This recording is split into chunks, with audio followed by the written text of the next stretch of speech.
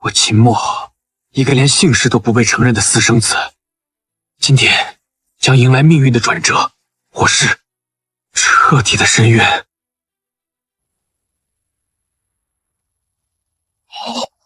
百年难遇的全属性御兽天赋。现实的耳光来得更快更狠。陆晨，我那个名义上的弟弟，带着苏婉儿和他的跟班，堵住了我的去路。听着真唬人。不过秦墨，你母亲是个下等人，你买得起最低阶的契约卷轴吗？秦墨，认清现实吧，天赋不代表一切，没有资源的你，依旧什么都不是。跟着你，我看不到未来。你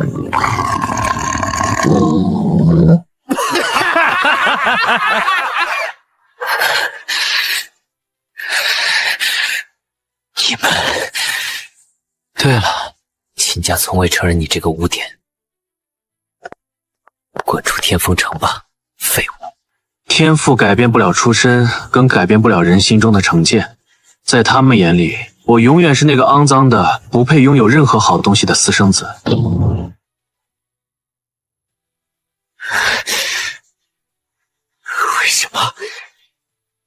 为什么给了希望又要彻底夺走？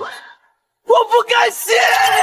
检测到宿主极致的不甘与愤怒，符合最强御兽返祖系统，绑定条件绑定中，100%绑定成功。本系统可将任何潜力低微的御兽，通过返祖之路进化至其血脉源头的最强形态。新手任务发布：寻找第一只契约兽，不限种族与潜力。任务奖励：新手礼包1份。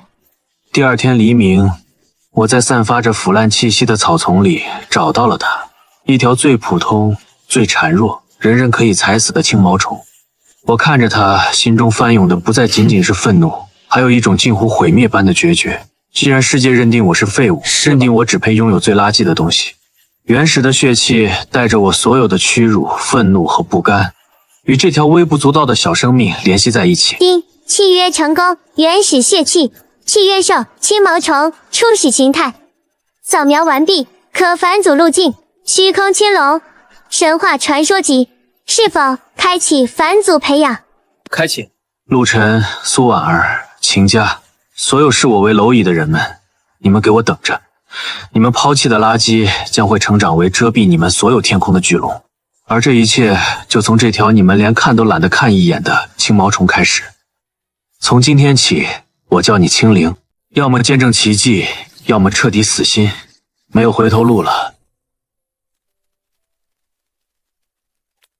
这是铁甲，契约兽进化完成，竟然真的成功了！当前形态：铁甲青虫，幼生体，高阶，技能更新，铁臂，被动物理防御提升。我们不再是任人拿捏的软泥，谁也别想再轻视我们。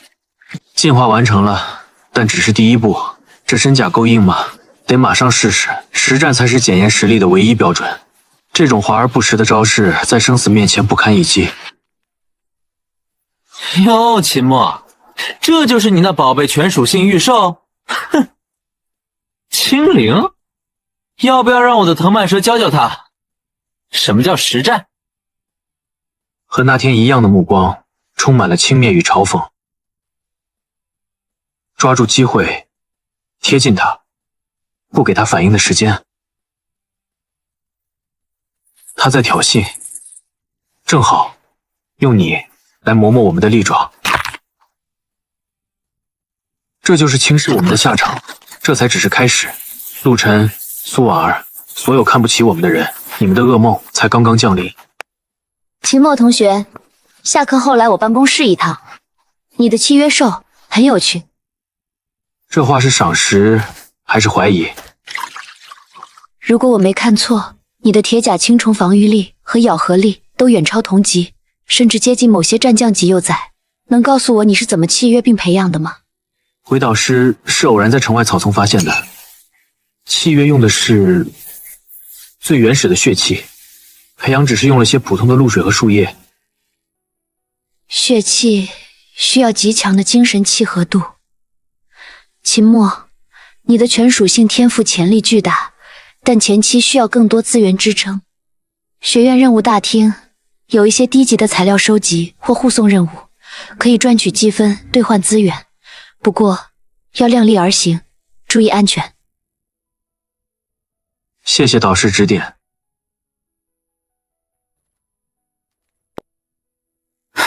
暂时过关，但他的关注本身就是风险，以后做任何事都要三思而后行，必须更快变强，只有足够强，才能不被他人掌控命运。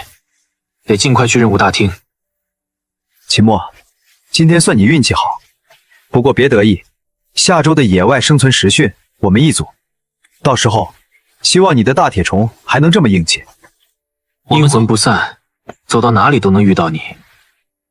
既然躲不开，那就正面迎战，想在没有规则的地方清理我。野外实训嘛，青灵，我们要更快变强才行。陆晨，你太天真了，野外才是我们的主场，这场你定的游戏，我奉陪到底。导师果然没说错。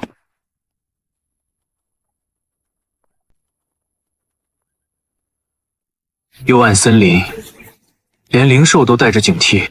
陈峰的岩壳龟，孙茜的荧光草，都是防御与辅助型，龟甲厚重，草光微弱。菇群茂密的异常，像诱饵，动作快，踩完立刻撤离。有东西在暗处看着我们，青灵，扩大侦查范围。青灵，保持连接。路径已记录，暂无危险。陆晨，会不会今晚就动手？首页模式启动，环境监测中，检测到多目标接近。青灵，准备战斗。目标锁定，钻地术乘2。龟壳能防住，但坚持不了多久。秦墨，有人让我们给你点深刻教训，乖乖躺下吧。成，但要尽快解决。草光虽弱，但也能争取时间。袭击者身份未知，关联目标陆晨。青灵，铁臂。青灵，预判他的变相，又啃咬。速度差太大，咬不中。检测到远处观测，点成3。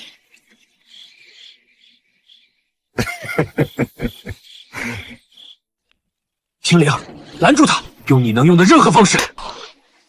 检测到未知能量编织，技能领悟中。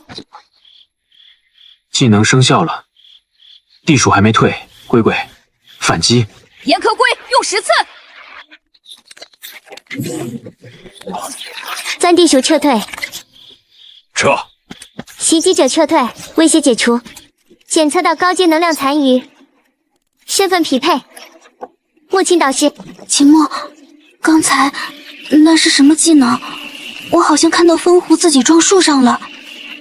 契约兽领悟新技能圈月丝，主动消耗精神，构筑微小空间褶皱，干扰位移轨迹，可形成短暂障碍。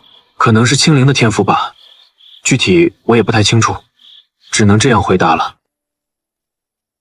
今晚好好休息，明天返回学院。千月丝系统，这就是你说的潜能吗？陆晨，这只是开始。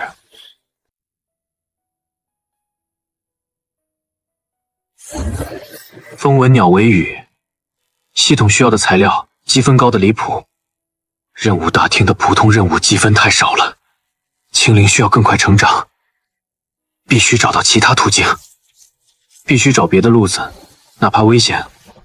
地下渠道风险高，但效率显著。重置乐园、黑水巷，听高年级提过，地下斗兽场，赌命换资源的地方，纸边缘都破了，藏得这么隐蔽，正合我意。肮脏、狭窄，连空气都带着危险的气味。环境扫描中，多道目光注视。规矩懂吗？只分胜负，不论手段。入场费10个银币，赢了抽1成，输了可能赔上你的灵兽。正合我意。血腥味、汗味、嘶吼声，这就是地下世界。找到擂台，登记，赢。形态切换完成，能量波动已伪装，防御特性提升。火焰喷射，正好试试晶体折射，偏转方向制造混乱。就是现在，撞击。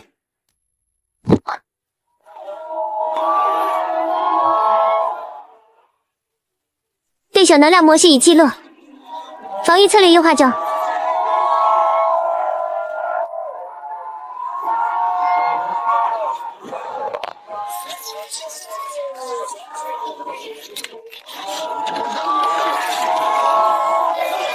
关注度上升，建议保持低调或调整战术。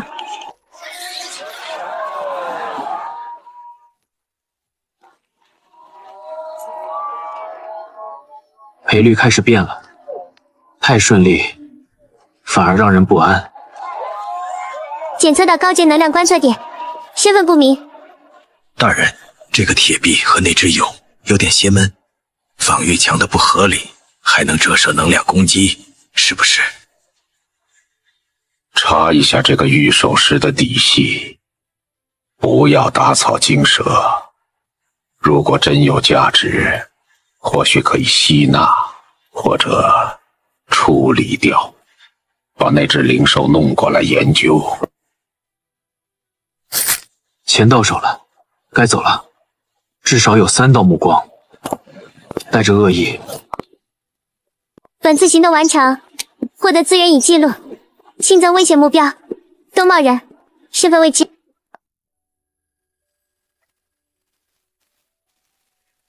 进化完成，形态裂空蝶，技能更新，次元切割。此刃所及飞斩血肉，可断空间，万物在这道裂缝面前，皆如绘于纸上的图画，被轻易的一分为二。终极技能次元爆，可短暂的静止时间找到其弱点。以后没人再敢欺负我们了。以后没人再敢欺负我们了。青灵，记住我们的节奏，也记住地下斗兽场的那些生死瞬间。苏婉儿，月光蝶很漂亮，比赛开始。但美丽往往是最致命的伪装。月光蝶，幻光舞。视线被干扰了，是幻术场。警告：陷入幻术领域，建议启用空间波纹侦测。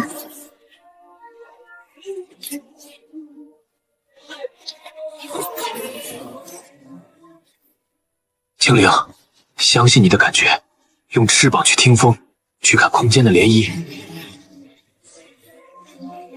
精神连接同步率提升，空间涟漪定位中。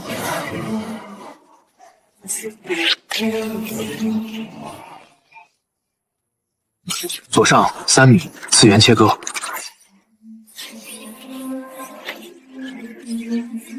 目标锁定完毕，技能释放。目标命中，幻术领域解除。结束了。秦墨，你的蝶怎么会？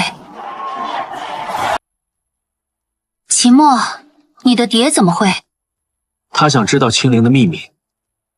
他叫青灵。我们都在努力活下去，变得更强。检测到高低域目标，路程威胁等级上调。给我盯紧他！嫉妒大比，我要亲自把他和他的破虫子碾碎。赢了一场，还有无数场。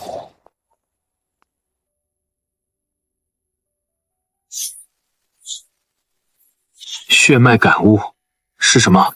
血脉感悟，辅助契约兽，深度觉醒，血脉全能的特殊功能，需收集特定属性灵兽的本源进化材料，通过系统转化，引导契约兽感悟对应属性的空间法则，解锁或强化血脉技能。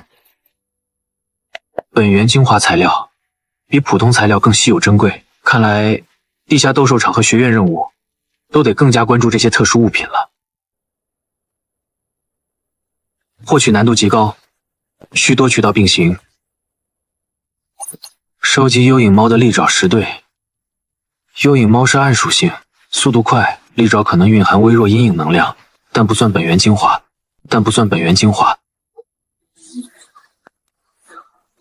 协助药师林老进入微风山谷采集蓝雾花3天，要求御兽具备一定抗风或飞行能力。报酬：积分级可能获得风纹鸟的退羽，非本源尾羽，效果较弱，若干。虽然不是纯粹的本源尾羽，但至少沾边。又回到这里了，铁臂这名头有点用了。这个怎么卖？流风晶石碎片，真正的边角料，里面那点风之精粹稀薄得很，50个金币，不二价。就这点精粹要50金币，真是稀缺，但没得选买了。获得流风晶石碎片，低纯度。警告：交易过程引发多方关注。碎片里这点风之精粹稀薄的可怜，但总比没有强。检测到蕴含风属性能量的材料，低纯度，可用于辅助风之空间感悟，是否使用？是。小青，我们一起试试。引导他，感受它。引导他，感受它。赤翼的波纹活过来了，成功了，虽然只提升了一点点。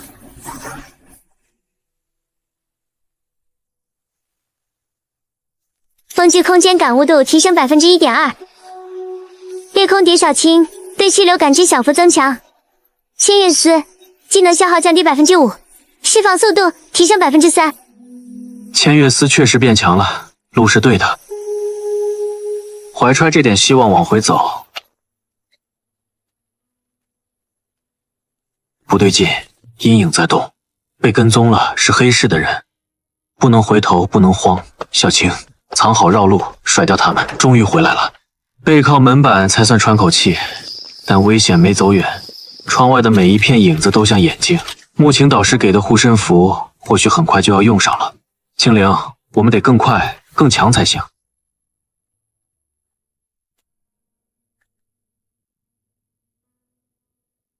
铁臂就是那个带着奇异金庸和蝴蝶的小子，查清楚底细了吗？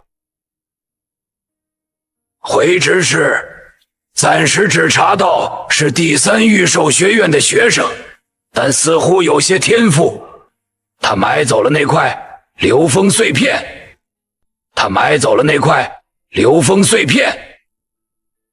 学生能有那种防御和空间折射能力的虫系灵兽可不多见。他那蝴蝶的切割力也不寻常，上头对特殊血脉和异常进化很感兴趣。发布一个观察级悬赏，持续关注秦墨及其御兽动态，尽量收集战斗数据，评估价值。暂时不要惊动他。是。那观察令？按规矩送一份过去，让他知道我们注意到了就行，看看反应。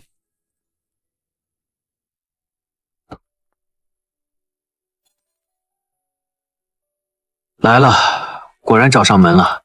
这冰冷的感觉，还有这个阴影侧脸的刻印，是木晴导师提过的暗影格，他们像影子一样缠上来了。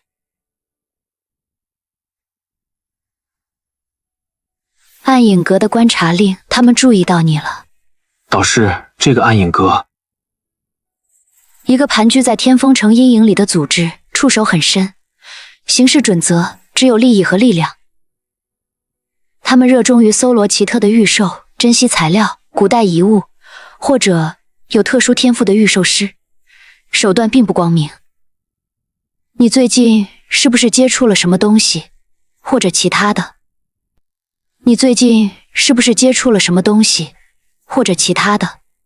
购买流风碎片和在地下斗兽场赚取资源。唉，斗兽场那种地方本就是鱼龙混杂，被盯上不意外。流风碎片虽然不算顶级，但也勾起了他们的兴趣。短期内他们可能不会直接动手，但一旦他们认为你威胁太大，情况就难说了。那导师，我该怎么办？首先，近期尽量保持低调，减少单独外出，尤其不要再轻易涉足地下斗兽场。其次，提升实力是根本。你的裂空蝶潜力很大，但对力量的运用还很粗浅。如果你愿意，我可以为你申请一间训练馆的密室，进行一些针对性的特训，至少让你有更强的自保和应对能力。谢谢导师。先别急着谢我，特训会很辛苦，而且只能教你技巧和知识。真正的危险需要你自己去面对和判断。记住，任何看似巧合的机遇或靠近你的人，都要多留一个心眼。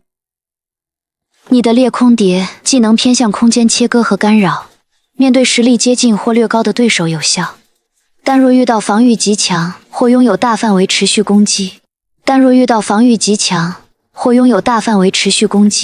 或速度远超你们的敌人，就会陷入被动。今天的第一课，极限闪避与空间感知。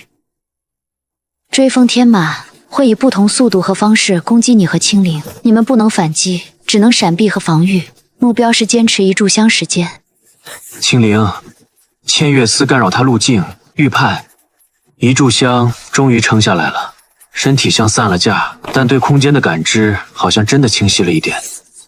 不错，后期你们已经能提前预判部分攻击轨迹，青灵的千月丝运用也更加灵活，甚至尝试干扰天马的冲刺路径。记住这种感觉，休息一下，明天继续。谢谢导师。内容是如何在被压制时创造并抓住转瞬即逝的反击机会。这瓶药剂，这份特训是黑暗中递来的光。青灵，我们得抓住它。今天是创造反击机会，危机没有解除，但至少我在向前走。今天训练功，在绝对劣势下，如何寻找那唯一可能存在的胜机，并一击制敌。比昨天的闪避更严苛，这些模拟环境、重力、火焰、泥沼，都是为逼出那一次机会。我会用精神力模拟不同属性、不同方式的压制性攻击。你和裂空蝶需要在这些干扰下分析攻击源的弱点，节奏间隙，并用最快的速度、最有效的方式攻击指定靶心。记住，你们只有一次反击的机会，一旦失败或超时，就算训练失败。只有一次机会，失败或超时就算输，压力巨大。但这正是实战中最真实的写照，必须找到那个节奏间隙。身体好沉，连思维都变慢了。精神冲击像潮水，一波接一波，不能硬扛，必须感知它的频率。找到了波动最低点，就是现在。青灵上，环境压力解除，成功了，虽然差点虚脱。高温、刺痛、烦躁，根本静不下心。又失败了，这种持续干扰比强力一击更折磨人。又失败了，这种持续干扰比强力一击更折磨人。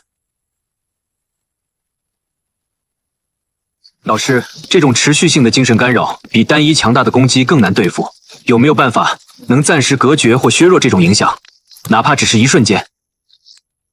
问得好，这正是我要引导你思考的。你的裂空蝶拥有空间天赋，空间不仅仅是切割和位移。想一想，千月丝扭曲了空间路径，那么是否有可能将空间的力量用于防御或隔绝，哪怕只是很小范围、很短暂的时间？将空间力量用于防御，用千月丝编织一个环绕自身的空间茧，想法很大胆，但值得一试。青灵，如果我们不把丝线用来改变外物的路径，而是将它紧密交织，环绕在我们自身周围，形成一个微小的、扭曲的空间茧，会怎样？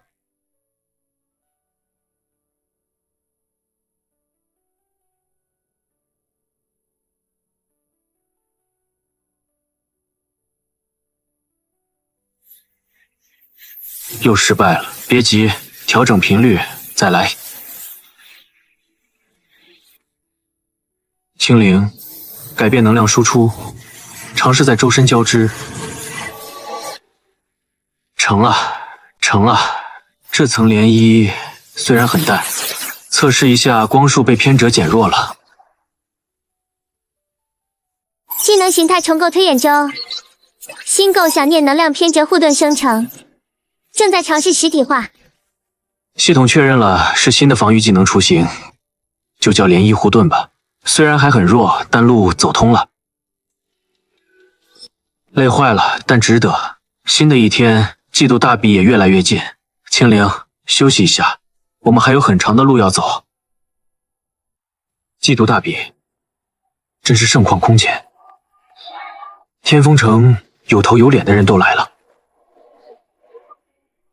各位同学，今日你们以最严整的步伐踏入这片竞技场，这是荣耀的开始。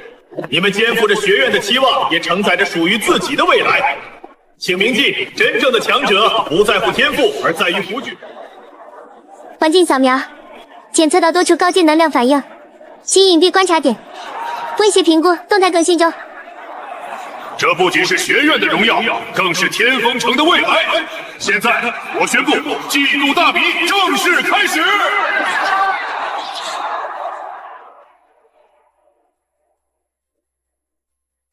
舞台很大，目光很杂，必须步步为营，必须步步为营。季度大比不仅是学院学生的竞技场，更是天风城未来力量的展示台。无数目光汇聚于此，其中不乏审视、期待以及阴冷的窥探。青灵，我们得小心，这里是舞台，也是放大镜。赵莽，那个吸了岩石巨蜥的猛人，防御力在1年级里可是顶尖的。秦墨的裂空蝶攻击诡异，但面对那种铁疙瘩，怕是不好破防啊。陆晨也在盯着，这一路都不会轻松。兰陵鳄，水到冲进，把他冲下去。首战水系兰陵鳄，不急着用切割，先用千月丝扰乱他的节奏。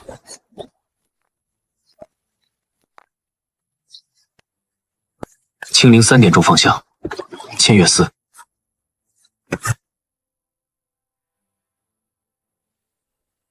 很好，他晕头转向了。就是现在，次元切割，就是现在，次元切割。最后一击，点到为止。保留实力，底牌不能在第一轮就亮出来。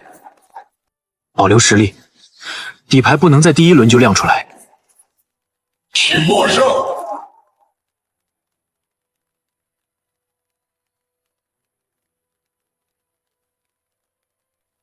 雷音符、音波攻击，千月丝不好直接干扰。没用处，音波无孔不入。试试木青导师指点过的涟漪护盾，偏转了音波，近身就好办了。新防御技巧涟漪护盾实战验证成功，对能量攻击偏折效率中等。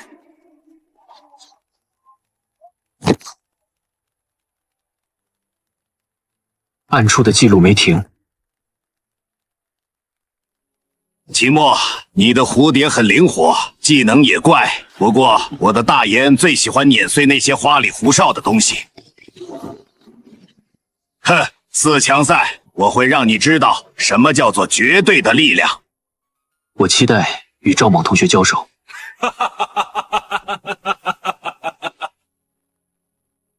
赵莽，这就来下战书了。他的岩石巨蜥压迫感确实强。这就来下战书了。他的岩石巨蜥压迫感确实强。他的岩石巨蜥压迫感确实强。次元切割的穿透力还不够，或许需要从系统血脉感悟中寻找突破。土属性不知道来不来得及。核心战术难题确认，对抗极高物理防御。分析解决方案中，关联模块、土质空间感悟待深入。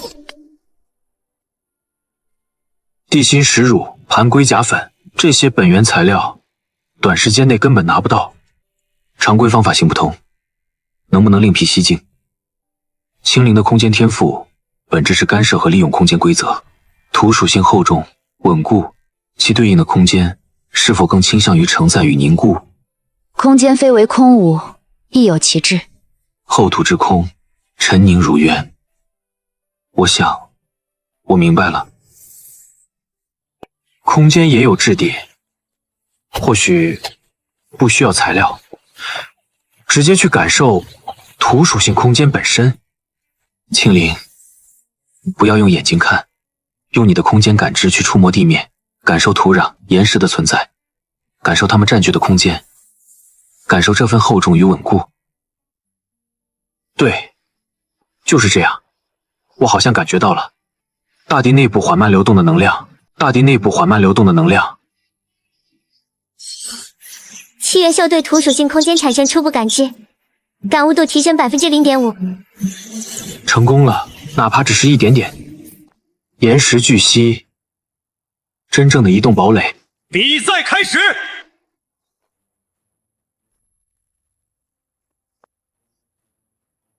大岩地震波，攻击范围太……飞岩弹，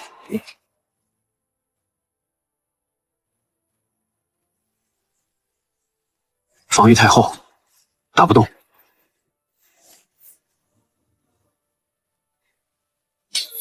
小青的切割对他伤害有限，我们被一步步压缩空间，这样下去不行。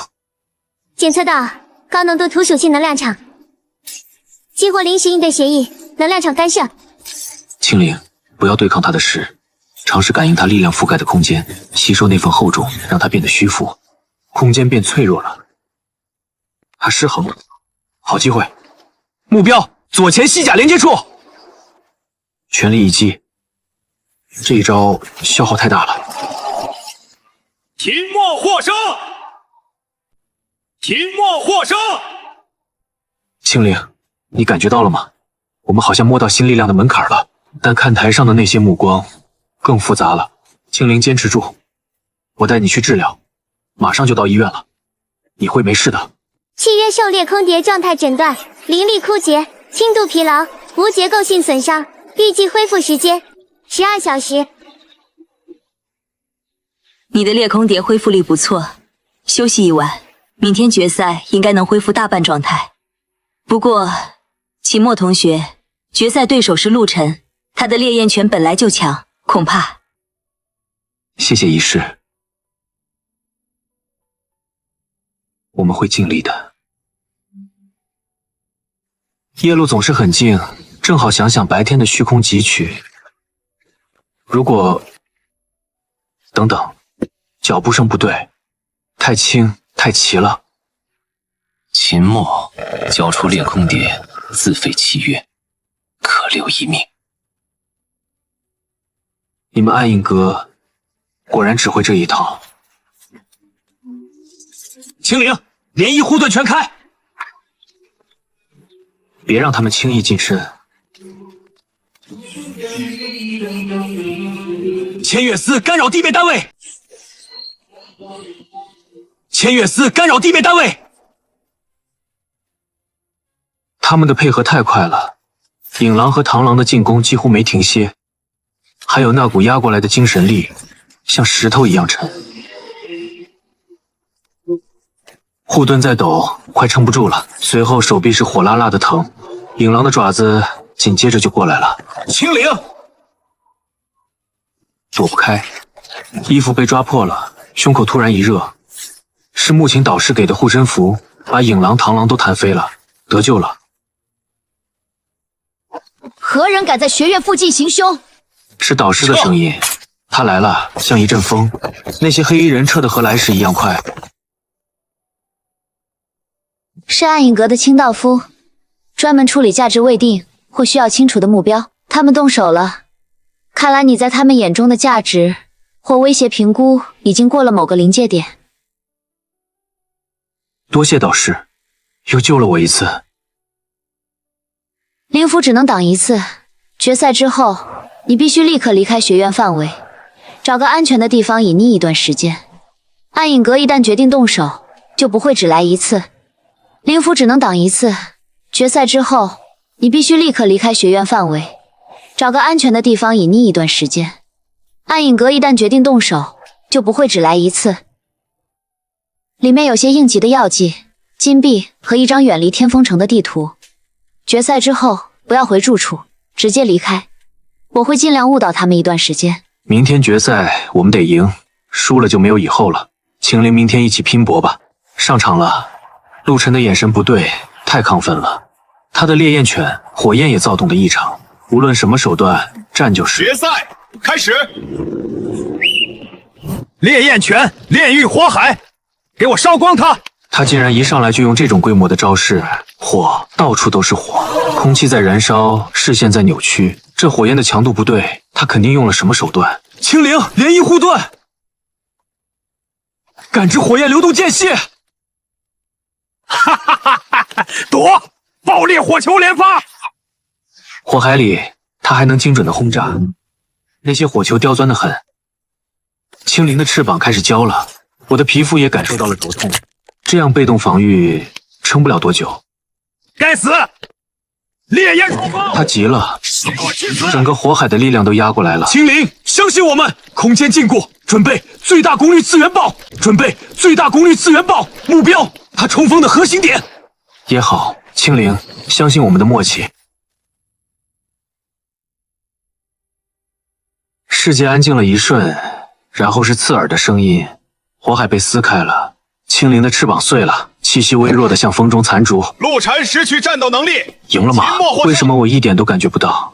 医师，快救他！本源空间之力崩溃，生命垂危，快送最高级医疗室！这些词像冰锥扎进心里。快救他！只要能救青灵，我做什么都行。能量舱的玻璃好冷，青灵在里面那么安静。检测到契约兽本源濒临溃散，建议寻找龙血草。礼炮声真吵啊！龙血草，无论在哪儿，无论多难，我一定会找到。唉，外伤和能量透支可以慢慢修复，但麻烦的是本源。常规的修复液只能勉强维持现状，无法治愈。时间一长，本源会持续流失，最终……李老，难道一点办法都没有吗？除非有能稳定并激发它本源血脉的奇物，最好是与其属性相合，位阶极高的生命精粹，比如传说中的龙血草。林老说外伤可以治，但本源在流失。系统，龙血草是什么？哪里能找到？龙血草，沾染纯正龙族精血或长期受龙脉气息滋养而生的特殊灵质，蕴含强大的生命能量与龙族血脉气息，对龙系、亚龙系或拥有龙族血脉潜力的生灵有稳定本源、激发血脉、促进进化的奇效。常生长于古代龙族遗迹、龙脉节点，或曾有真龙陨落之地。根据现有资料库分析，天风城东北方向，距城约300里处的龙眠峡谷外围，存在微弱的古代龙族活动痕迹与地脉异常，有极低概率存在龙血草。警告：该区域存在空间不稳定现象，极危险野生灵兽。希望再渺茫也是一条路。青灵，等我。木青导师，我想去龙眠峡谷。我查了一些资料，那里的气息和龙血草的很像，我想去试试。龙眠峡谷学院确实掌握一条通往其外围相对安全区域的路径，偶尔会组织高年级学生进行探索历练。那里环境复杂，偶尔会有虚空能量渗漏，也确有亚龙众出没的传闻。你打算去？必须去。青灵等不起。学院近期恰好有一个探索龙眠峡谷外围的小队名额。必须去。青灵等不起。学院近期恰好有一个探索龙眠峡谷外围的小队名额，有一位资深导师带队，旨在绘制更精确的地图并采集样本。我可以帮你争取一个名额，但你要清楚，即使在外围，风险也很大。而且，暗影阁的人很可能也在盯着你。离开学院庇护，他们的手脚更容易伸展。我知道，离开学院就是主动走进更深的危险里。但青灵躺在那里，每一秒都在衰弱，我怎么能等？我能感觉到他微弱的脉动。坚持住，我一定会找到救你的东西，然后我们回家。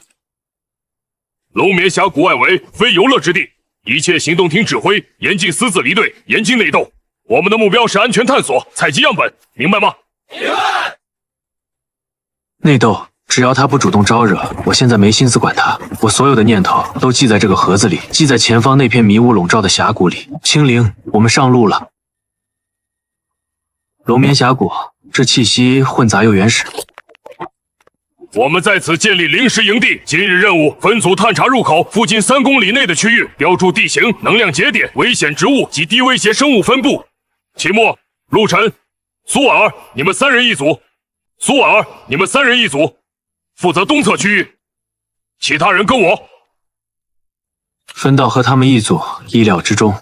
也好，少些牵扯。我只想尽快找到线索。这石头暗红色，能量残留，很微弱，但似乎与青灵有极淡的同源感。哈，装神弄鬼，一块破石头而已。有东西，侧后方岩石在动，是岩蛇，借环境伪装，速度好快。陆晨慌了，苏尔在用幻光，效果不大。幸好带了灵符，冰锥符迟滞他。他们在守护什么？攻击不是无目的的。那个石缝，他们好像在守护那个方向。苏尔用月光蝶强光干扰他们头部感知。陆晨，让你的熊撞开正面那条。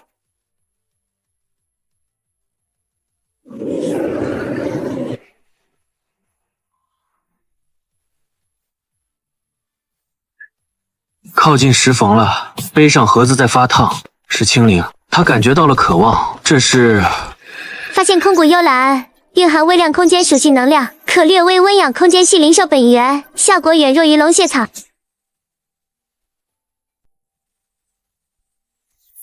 蕴含空间能量，能温养本源，虽然效果微弱，但这是青灵需要的。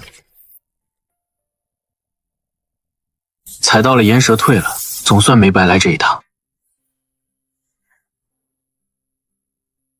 秦墨，刚才谢谢你。谢他，要不是他乱碰东西，怎么会引来那些蛇？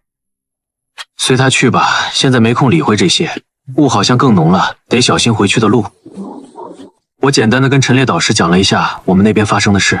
空谷幽兰确实有些价值，但并非我们的主要目标。大家今晚好好休息，明天我们向峡谷内部推进一段距离，那里可能有更稀有的矿石。幽兰的精华引到光茧里了，吸收了光芒，好像稳了一丝，有希望。但这还远远不够，外面的风声像龙吟，营地周围的影子不是错觉。更大的危险恐怕才刚刚开始。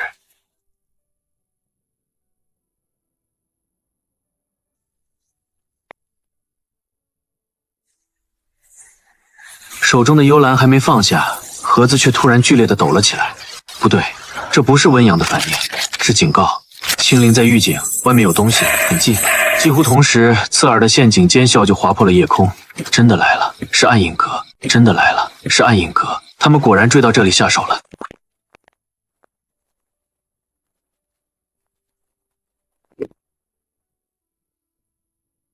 目标：秦墨及其契约兽，其余人清除障碍。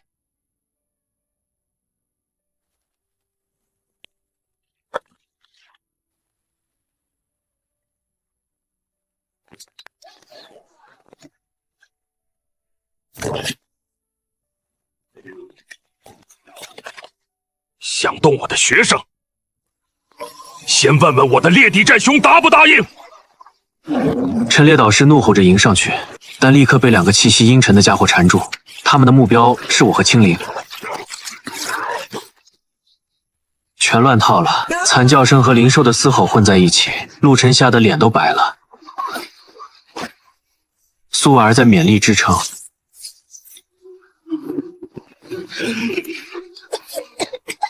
不能待在这儿，留下去只会把所有人都拖进危险。我刚准备冲出帐篷，给我锁死那顶帐篷，别让他跑了！2道黑影就锁定了我，暗影豹和腐毒藤一速一控。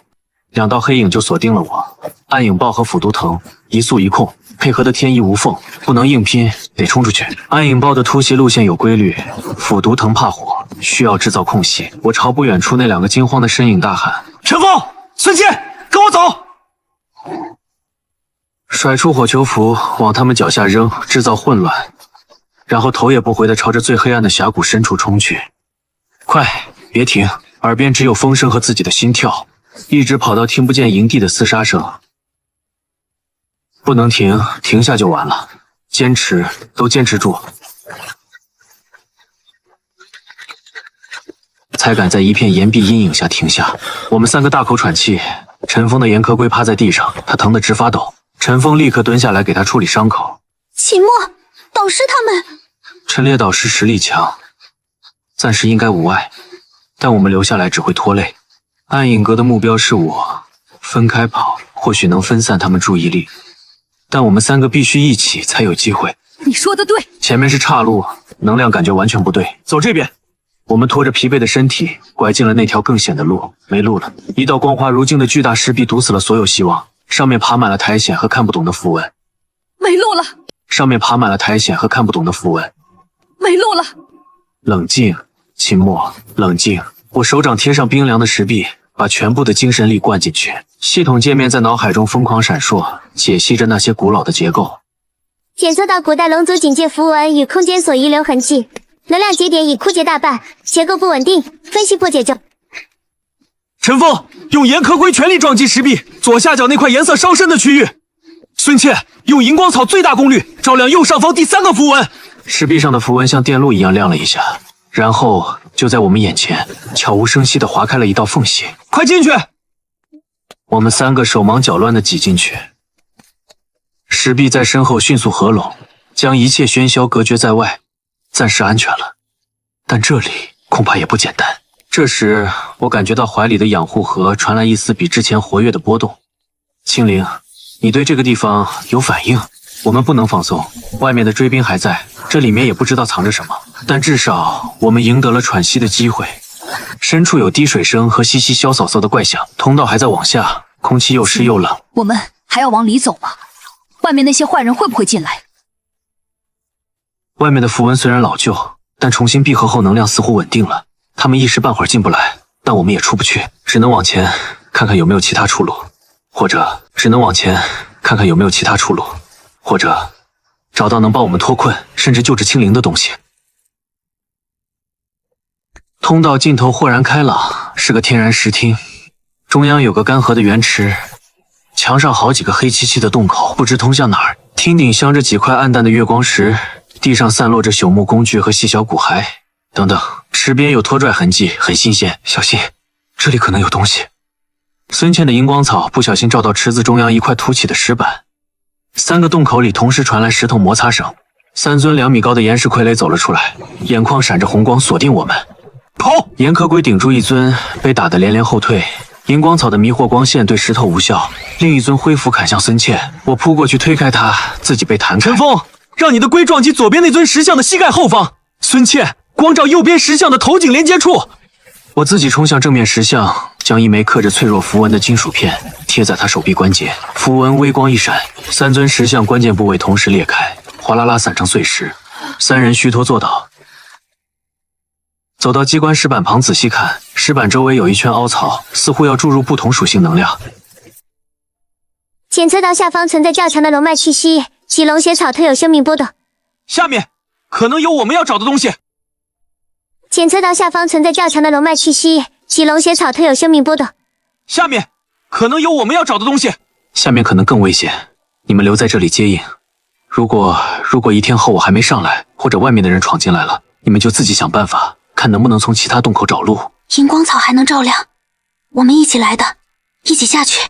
不行，齐墨，你一个人太危险了，我的龟还能扛。沿着陡峭湿滑的阶梯向下，温度升高，空气中腥甜味、龙血草气息越来越浓，还混杂着大型生物巢穴特有的气味。阶梯尽头隐约传来沉重的带回音的呼吸声，像巨兽沉睡。我的心提了起来，但养护河里小青的渴望也越来越强烈。陈峰和孙茜紧跟身后，岩壳龟警惕断后，未知的危险与渺茫的希望就在前方。阶梯尽头是一个巨大的溶洞，洞顶的钟乳石发着幽光，地面湿润。我一眼就看到了水潭边那些赤红的植物，龙血草，终于找到了。可它们旁边盘踞着一座山，一头身长超过8米的地脉犀龙正在沉睡。去吧，打不过他，他会杀了我们。我死死盯着龙血草和西龙，大脑飞速运转，距离、角度、风向，右边石缝那2株是唯一的机会。我深吸一口气，用最冷静的声音说：“右边石缝那2株是唯一的机会。”我深吸一口气，用最冷静的声音说：“我们不能硬拼。”看到那些龙血草生长的地方了吗？离那头西龙有点距离，尤其是右边石缝那2株，它好像在深度沉睡。我们或许有机会偷偷踩了就跑。太冒险了，万一他醒了。必须试试。陈峰，你的岩壳龟防御最强，等会儿如果我被发现了，你和孙茜立刻往我们来的阶梯跑，不要回头。孙茜，用荧光草准备好最强光，必要时照他的眼睛，争取时间。我躬身贴壁，脚尖点地，像一道没有重量的影子滑向第1株龙血草。陈峰和孙茜在后面看着，我能感觉到他们的目光。第1株踩下来了，根茎断裂的声音轻得像叹息，放入玉盒，继续。然后是第2株、第3株，都很顺利。玉盒渐渐满了，我挪向水潭边那株最饱满的，我的手指刚碰到叶片，西龙的呼吸停了，他睁眼了，金色的树瞳冰冷地盯着我。下一秒，震天的咆哮，龙威混合土属性灵压，压得我几乎跪下。齐墨，快跑！陈峰指挥岩壳龟冲上去，可西龙只是随意一甩尾巴，就将岩壳龟抽飞，重重撞在石壁上，重重撞在石壁上。西龙低头，血盆大口在我头顶张开，我眼中闪过决绝，反手抓出养护盒，将里面剩下的所有材料，空谷幽兰精华，刚刚采的龙血草，全部粗暴地塞进小青的光茧，同时血脉，我将自己的谁才是真正的龙，不顾一切地灌注进去。光茧骤然爆发出璀璨青光，一股虽然稚嫩但位阶极高的龙族威压扩散开来。正要咬下的西龙动作猛然僵住，树瞳中流露出本能的恐惧，颤抖着向后缩去。我趁机抓起玉盒和光茧，踉跄后退。陈峰、孙茜，走！拼命逃向来时的阶梯，背后传来西龙不甘却畏惧的低吼，但他没有追来，冲回第1厅室，瘫倒在地，剧烈喘息，心有余悸。陈峰趴在地上咳嗽，孙茜抱着暗淡的荧光草失神。光茧散发着稳定而强大的脉动，青光温润流转，龙血草生效了。陈峰抬起头看着光茧，眼中充满震撼。孙茜也望过来，泪水未干，却多了一丝光亮。溶洞深处隐约传来最后一声悠长而遥远的低吼，然后彻底归于寂静。陈峰在给岩壳龟涂抹仅剩的药膏，龟壳上的裂痕触目惊心。孙茜的荧光草光芒暗淡，叶子蜷缩着，而我怀中的青灵正平稳而有力地搏动着。刚才那是什么？你的灵兽？刚才那是什么？你的灵兽？是青灵自身血脉的力量被龙血草激发了。我们现在的问题是怎么出去？外面可能有暗影阁的人守着，其他洞口不知通向哪里。检测到遗迹深处飞龙脉节点方向存在异常空间波动，与天风城荒原出现的裂缝有相似性，但更加微弱隐晦。我的心沉了沉。我们休息后决定探索其他洞口。一个通道里的壁画描绘着龙族与扭曲生物的战斗。孙茜指着壁画说道：“这些怪物好像不是我们常见的灵兽。”我凝神看去，系统界面微微闪烁，给出模糊注释，疑似记载古代虚空侵蚀事件。通道尽头是一个较小的石室，中央有个破损的石台，上方悬浮着一个拳头大小、不断明灭的光球。光球内部仿佛有星河漩涡在旋转，散发着不稳定的空间波动。这个像是某种空间信标或者裂隙稳定器的残留核心，但已经损坏了。光球忽然剧烈闪烁了几下，一丝极其细微的紫黑色裂隙在光球表面一闪而逝，随即光球彻底暗淡，掉落下来，化为虾粉。虽然只是瞬间，但我们都感到一阵莫名的心悸和寒意。走吧，继续去寻找出口。另一个通道向上有新鲜空气。就在快到出口时，陆晨和苏婉儿从岔道冲出来，狼狈不堪，灵兽状态也很差。双方撞见都是一愣。你们怎么在这里？外面全是暗影阁的杂碎。陈烈导师受了重伤，被他们围住了。我们好不容易才逃到这边。苏婉儿脸色苍白。秦墨、陈峰、孙茜，我们一起走吧，这里太危险了。我沉默片刻，看向出口方向。陈烈导师为了掩护我们才被缠住。而且，如果暗影阁的人彻底控制了出口，我们也未必能安全离开。你疯了！要去你去，我可不去送死。你们俩带他们从这个出口先走，如果能出去，立刻想办法联系学院或城防军。我回去看看情况，或许能帮上忙，或者找其他机会。这个帮我保管好，如果我没出来，尽量交给木青导师。我让他们迅速离开，自己则收敛气息，抱着光简，沿着陆晨他们来的路小心折返。通道中弥漫着血腥味和能量残留，越往前走，我的心越沉。接近之前营地所在的峡谷区域时，我听到了激烈的打斗声和暗影阁人员的呼喝。不要垂死挣扎，把他和他的主人一起埋葬在这里。我紧咬牙，看着重伤的导师，凶恶的敌人怀中的光剑，必须决定冒险一搏，还是等待转机。远处的天空更暗了，有雷声滚动。终于赶到了，可这局面比我想象的还要糟。3名敌人，2人主攻灵兽分别为暗影豹和腐毒藤，另一人似乎擅长辅助与控制。御兽是迷音符，不断发出干扰音波，削弱裂地战熊。裂地战熊已是强弩之末，它就像一座快要崩塌的山，硬拼毫无胜算，必须出其不意地制造混乱，救出导师立刻远遁。可是怎么制造混乱？进化虽然未完成，但龙血草的能量已经融合，小青的气息比沉睡强大了许多，能否短暂唤醒，借助那一丝龙威？青灵，我需要你的力量。我将精神力小心翼翼地探入光简。青灵，你能听到吗？你回应了，虽然微弱，但那个意念很清晰，出声的懵懂，却带着毫不犹豫的坚定。就是现在！我将它高高举起，那一瞬间，我催动了全部的精神力，一股无形的威压以我为中心扩散开来。那3个人类的动作同时一致，暗影豹发出一声哀鸣，腐毒藤像受惊的蛇一样蜷缩起来。最明显的是迷音符，那种让人头晕脑胀的音波中断了。裂地战熊压力一轻，他也受到了龙威的影响，动作顿了顿，但战意反而更加高昂。我用最快的速度冲到导师身边，我从怀里掏出那枚一直舍不得用的高级疗伤丹，这是离开学院前林老私下塞给我的保命之物。我用最快的速度冲到导师身边，我从怀里掏出那枚一直舍不得用的高级疗伤丹，这是离开学院前林老私下塞给我的保命之物。战熊，掩护我们后退！那是什么东西？竟然有如此威压！抓住它！那灵兽和光剑比任务目标更有价值。他们不再执着于击杀导师，而是把矛头对准了我。攻势更加凌厉，暗影豹和腐毒藤开始配合，一个正面牵制战熊，一个从侧面绕过来攻击我。一根毒藤突然从地下钻出，缠向我的脚踝，躲不开了。怀里的光剑突然剧烈震动起来，它感应到了我的危机。光剑表面出现了一道清晰的裂缝，青色的光芒从裂缝中透出，越来越刺眼。在所有震惊的目光中，一道青色的身影从破碎的光茧中冲了出来。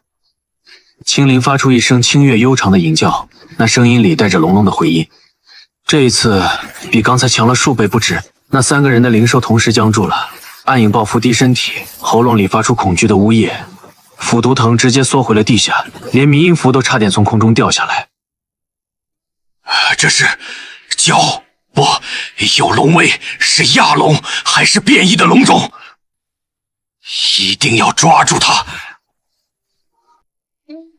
这是蛟，不，有龙威，是亚龙还是变异的龙种？一定要抓住它！警告：契约兽提前破解，完成不完全进化，引动天地能量反噬小型雷劫，产能量风暴，请立刻远离。我猛地抬头看着那越来越恐怖的雷云，心脏几乎停止跳动。青灵提前破解，进化不完全引来了天地能量的反噬，难怪系统一直提醒要等待自然破解。是雷劫征兆，撤，快撤！他坚定地挡在我身前，仰头对着雷云发出稚嫩却倔强的低吟。我又看了看昏迷的导师，还有同样被天威震慑的有些焦躁的裂地战熊，必须立刻离开这片区域。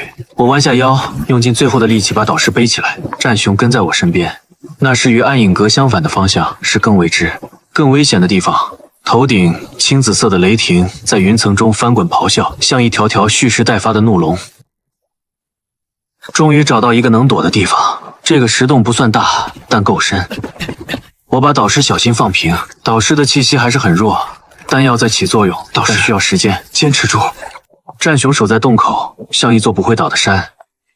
小青在我身边发抖，不是害怕，是虚弱。可她居然在抬头看着洞外的电光。青灵，青灵，外面的雷霆是因你而来的吗？不完全净化引动天地能量反噬，小心雷劫。度过则根基稳固，潜力提升。虚空又将形态彻底稳固，并可能领悟雷属性相关空间技能。失败则可能重伤退化，甚至陨落。不能躲，青灵，我陪你一起扛，但我们必须离开山洞，到更开阔的地方去，不能连累导师和战雄。我看向战雄，用最简单的手势和意念告诉他。战雄听懂了，点了点头。我们冲出山洞，奔向不远处一片碎石滩。刚站稳，第一道雷霆就来了。婴儿手臂那么粗的青紫色电光，青灵，连一护盾全开！我疯狂催动精神力辅助青灵，瞬间把小青的鳞片烤得焦黑。七月兽承受雷劫洗礼，肉身与空间本源得到淬炼。他在引导体内虚空能量，一道比一道粗。第三道雷落下时，涟漪护盾彻底碎了，青灵暴露在雷霆下。同时，我挺身挡在小青上方，激发了身上最后一张终极能量护符。我喉咙一甜，血喷了出来。但这一瞬间的阻挡，给青灵争取到了调整的时间。他猛地把我护在身下，主动迎向第四道雷霆。雷电在他身上炸开，皮开肉绽，鲜血飞溅。可他龙目中的光芒越来越盛，吸收淬炼之力的速度更快了。青灵，感受它，雷霆也是空间撕裂的一种，用你的空间天赋去理解，去引导，不要只硬扛。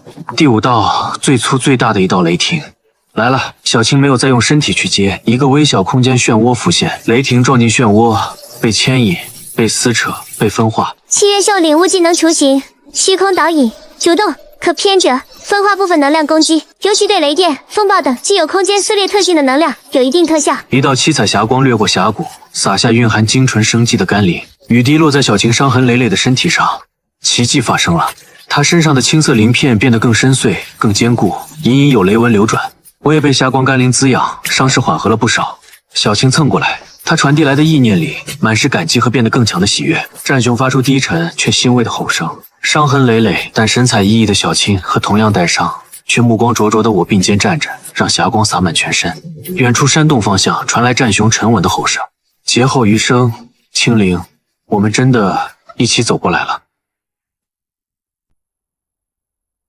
甘霖治好了大部分伤，还有些皮外伤，简单处理一下。小青的鳞片也重新长好了，雷劫没白挨。战雄驮着导师走在前面，导师还没醒，但呼吸稳了。战雄自己也伤得不轻，可他一步都没晃。小青陪在我身侧，渡劫之后，他对空间的感知敏锐了很多，一直在帮我探路，提前预警。辛苦你了，大家伙，我们这就回学院。他低吼一声，像是在说：“主人交给我，你放心。”选了相对安全的路径往回走。雷劫动静太大，方圆几十里的灵兽恐怕都被惊动了。果然，几只狼循着血腥味摸过来，眼睛里闪着红光。但青灵只是低吟一声，龙威放出去。战雄虽然受了重伤，但余威还在，两种威压把他们吓得夹着尾巴就跑了。渡劫后的龙威已经有了真正的压迫感。青灵，你真的变强了。快出峡谷了，暗影阁的人不会轻易放弃任务，也许还在附近守着。青灵突然昂头，发出低沉的警告：“有人！”前方树林里影影绰绰，是城防军的志士青甲，为首的是赵峰、赵莽的哥哥。他看到我们时，眼神明显震了一下。秦墨，是你发出的求救信号。陈烈导师情况如何？这位是……他声音沉稳。我们遭遇暗影阁袭击，陈烈导师为保护学生重伤，我侥幸契约兽进化，并引动雷劫。暗影阁竟敢对学院导师和正式学生下此毒手，此事城防军必定追查到底。陈烈导师需立即送回学院救治。秦墨，你也受伤不轻，随我们一同回城。你的蛟龙灵兽最好稍作掩饰，以免引起不必要的轰动和觊觎。他递过来一件宽大的斗篷，我接过来，披在小青身上。他没有躲，只是抬头看我，那双树瞳里有一点委屈。放心吧，我会保护好你的。到了城里我们就安全了。上了城防军的驼兽车，车轮驾过碎石，夜色笼下来。赵峰坐在对面，沉默了一会儿才开口：“秦墨，我弟弟赵茂败于你手后，对你颇为佩服，常提起你那奇特的裂空蝶。没想到短短10日，你竟有如此际遇。这蛟龙潜力无穷，但你要小心，天风城并非太平之地，暗影阁不会善罢甘休，一些家族心思也难测。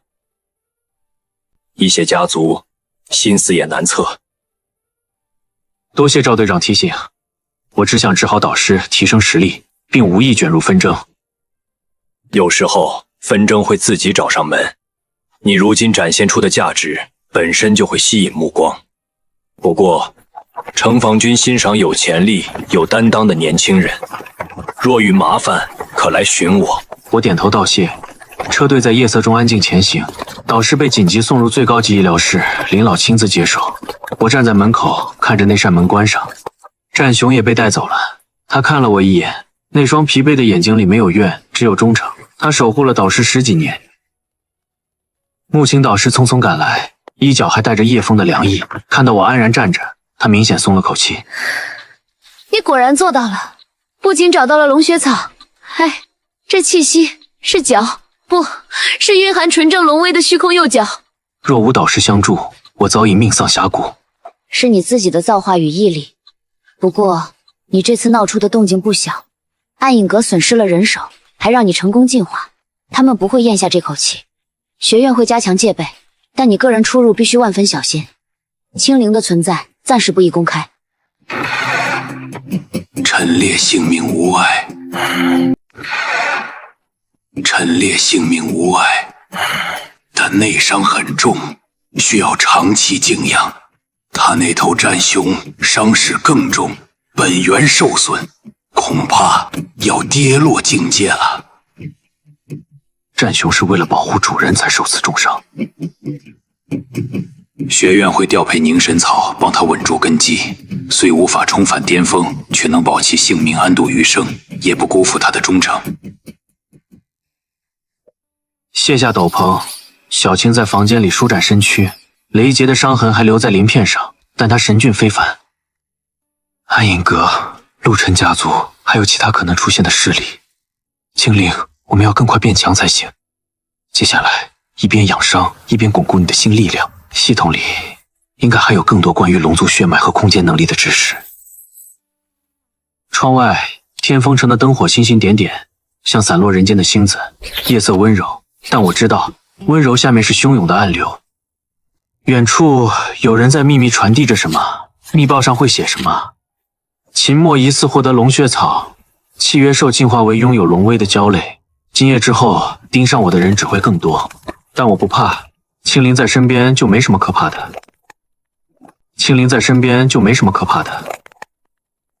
后来我才知道，那天夜里父亲对着我的密报做了很久，几位族老都在，各怀心思。家主，此次竟有如此契约，龙血草、蛟龙灵兽，此乃天佑我秦家，必须立刻将他接回，立为少主，倾力培养。假以时日，我秦家必能更上一层楼。接回，别忘了他的身份。私生子，且与臣儿结怨已深，接回来是嫌家族不够乱吗？再者，他那灵兽引来雷劫，闹得满城皆知，暗影阁因此折损人手，已将他视为眼中钉。接他回来，岂不是引火烧身？他的天赋和潜力毋庸置疑，但心性如何？对家族是否有归属感？当年之事，他心中岂无怨恨？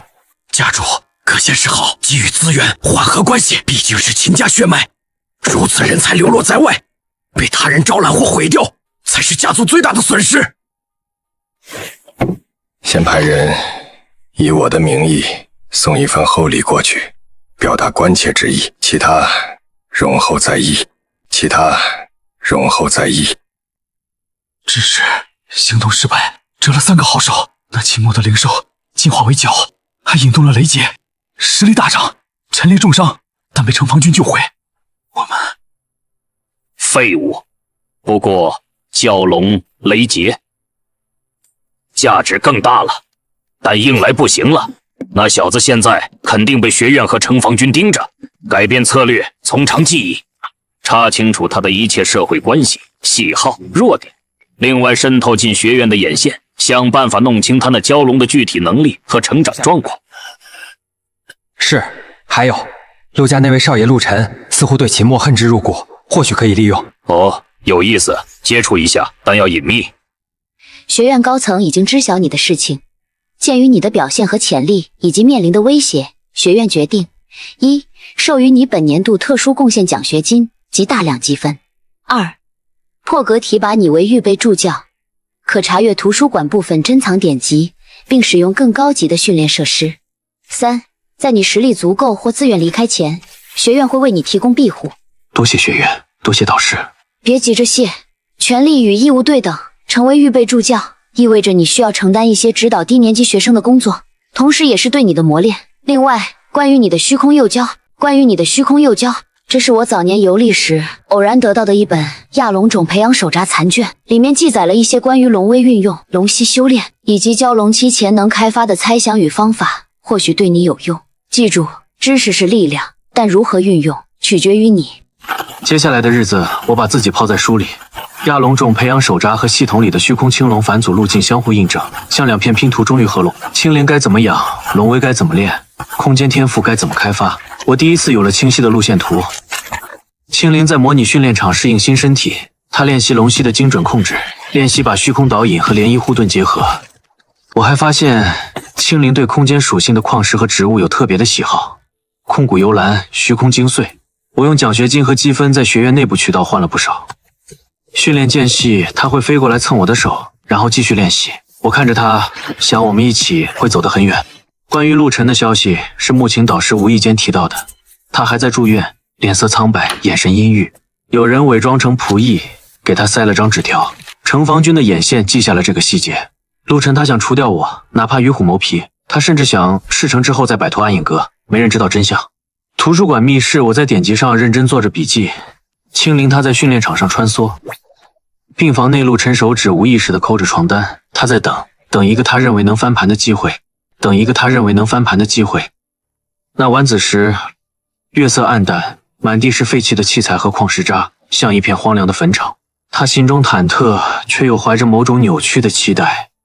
你来了。刀疤执事从一堆废弃傀儡后走出来，只有他一个人，声音沙哑，像砂纸磨过铁锈。陆晨强作镇定。你是谁？找我何事？我是能帮你的人。陆晨少爷被一个私生子，一个你曾经踩在脚下的人当众击败，夺走荣耀，甚至连心仪的女子都对他另眼相看。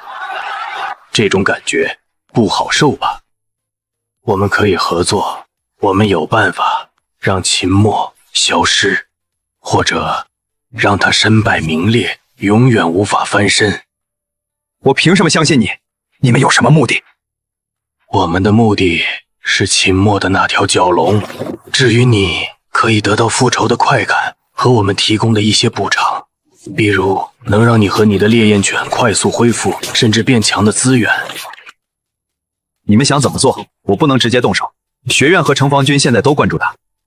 不需要你直接动手，你只需要做2件事。第一，提供秦墨在学院内的详细作息、常去地点、人际关系。第二，在合适的时机将他引到某个特定的学院防护薄弱或视线之外的地方，剩下的交给我们，或视线之外的地方，剩下的交给我们。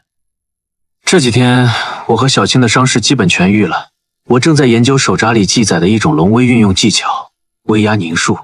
说起来简单，做起来很难。小青尝试释放龙威，我引导她集中，一开始完全控制不住龙威四散，连我自己都被震得头晕。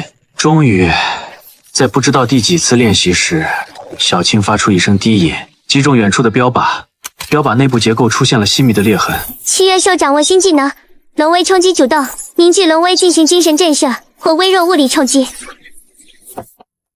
这时敲门声响起，我起身去开门，门外是学院执事。秦墨助教，学院交给你一项指导任务，明日带领5名2年级学生前往城西暮色森林外围进行常见木属性灵兽识别与应对，实地教学。这是任务详情和学生名单，储物盒里是教学所需的物资和一份简易地图。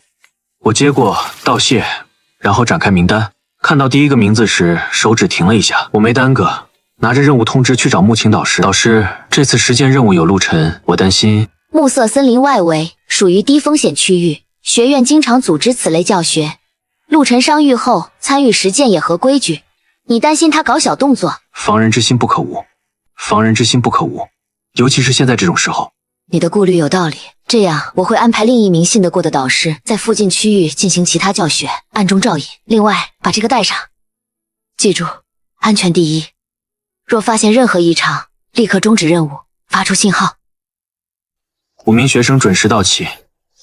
我叫秦墨，是你们的临时助教。本次教学以观察、识别为主，非必要不主动惊扰或攻击灵兽。所有人不得离开我视线范围30米，明白吗？明白。知道了。我把青灵从袖子唤出，让它保持最小体型，约莫手臂粗细，藏进特制的宽大袖带里。它温顺地盘进去。教学进行的还算顺利，我带着他们辨识了几种常见木属性灵兽，讲解习性和应对要点。学生们认真记录，偶尔提问。秦墨助教，我记得那边有一小片荧光菇丛，是月光狐喜爱的食物，或许能观察到月光狐。这也是课本上提到的典型月光属性灵兽。其他学生闻言都露出期待的神色，看向我。我看了看地图，那里确实在安全范围内，但相对偏僻。可以，但大家要紧跟我，不要乱跑。一行人朝着陆晨指的方向走去。森林越来越幽静，光线透过茂密树冠，在地上投下斑驳陆离的光影。忽然，袖中的青灵剧烈躁动起来，